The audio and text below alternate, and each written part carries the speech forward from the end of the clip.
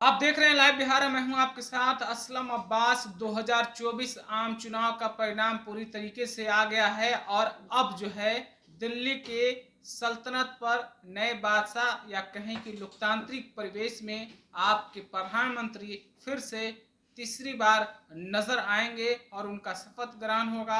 कैसे होगा, क्या होगा, कैबिनेट की स्थिति क्या होगी, किसकी कितनी हिस्सेदारी और भागीदारी होगी, तमाम तरह के चर्चाएं।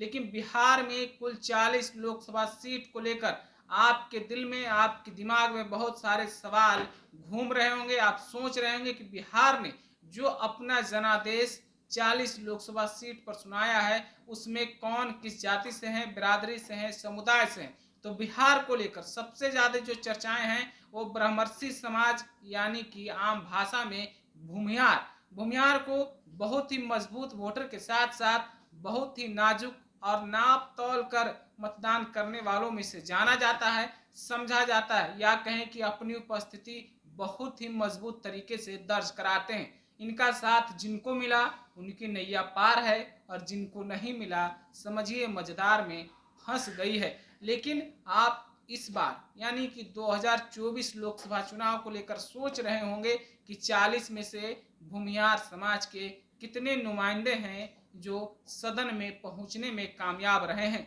तो आप समझिए जिस तरीके से 2019 आम चुनाव में बिहार से 3 ब्रह्मर्षि समुदाय से सदन में पहुंचने में कामयाब रहे थे, जिसमें से फायर ब्रांड हिंदुत्व के चेहरा नेता और फिर बिहार या कहें कि भारत पूर्वी एशिया का लेनिनग्राद सीपीआई के उम्मीदवार कन्हैया कुमार को गिरिराज सिंह ने बेगूसराय में मात दी थी। तो दूसरी तरफ लोजपा के टिकट पर नवादा से चंदन सिंह ने चुनावी मैदान में जीत हासिल की थी। तो इसके अलावा जदयू के तत्कालीन मजबूत नेता राजीव रंजन उर्फ आमतौर पर ललन बाबू के नाम से पूरे बिहार की राजनीति में जाने जाते हैं, 3 लोग सदन में पहुंचने में कामयाब रहे थे। लेकिन 2024 की राजनीति हालात कुछ अलग थे।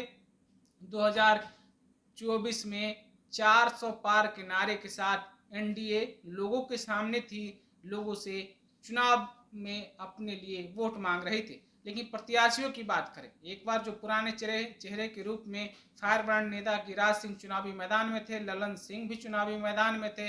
तो नवादा से लेकर जिस तरीके से लोजपा यानी कि सूरजभान सिंह के भाई चंदन सिंह चुनावी मैदान में जीतकर सदन पहुंचे थे, 2024 का परिदृश्य कुछ बदला बदला सा था। नवादा लोकसभा सीट लोजपा के जगह पर इस सीट भाजपा के खाते में गई और भाजपा ने बिहार के कद्दावर मजबूत नेता सीपी ठाकुर के बेटे विवेक ठाकुर को चुनावी मैदान में उतारा और विवेक ठाकुर नवादा से चुनाव लड़ते हुए नजर आए। इस बार उनका मुकाबला राजद से हो रहा था।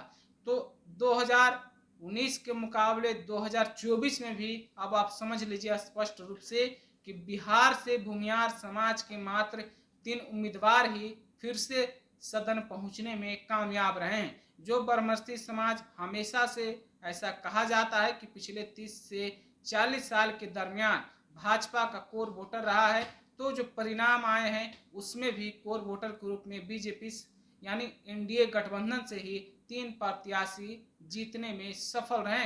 हालांकि महागठबंधन की अगर आप बात करें तो महागठबंधन से भी 2024 आम चुनाव में वैशाली जो लोकतंत्र की जमीन है, सरजमीन है जमहूरियत की, वहां से महागठबंधन ने एनडीए प्रत्याशी चिराग पासवान की पार्टी लोजपा रामविलास के उम्मीदवार वीणा देवी के अगेंस्ट में बाहुबली के नाम से चर्चित मुन्ना शुक्ला जो ब्रह्मर्षि समुदाय से आते हैं यानी भूमिहार हैं, उनको जरूर मैदान में दो दो हाथ करने का मौका दिया था, लेकिन जीत नसीब नहीं हुई है।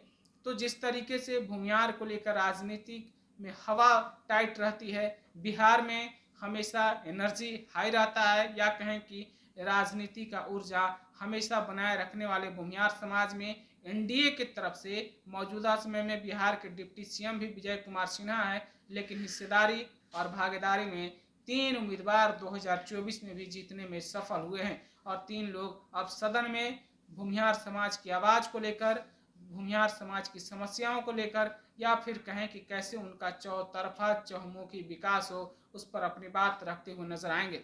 तो आप भूमिहार समाज से बिहार ने 3 उम्मीदवारों को सदन में 2024 आम चुनाव में भेजने का काम किया है। आप अपनी प्रतिक्रिया क्या रखते हैं भूमिहार समाज को लेकर, खास करके बिहार में जिस तरीके से राजनीति को लेकर बहुत तरह के सवाल उठ रहे थे कि 2024 में भूमिहार लोग नाराज हैं, उनकी राजनीतिक महत्वाकांक्षाएं पूरी नहीं हो रही है, उन्हें साइड किया जा रहा है। तमाम तरह की बातों की क्या क्या सवाल और जवाब हो सकते हैं हमें ज़रूर पहुंचाइएगा। आपका बहुत बहुत शुक्रिया।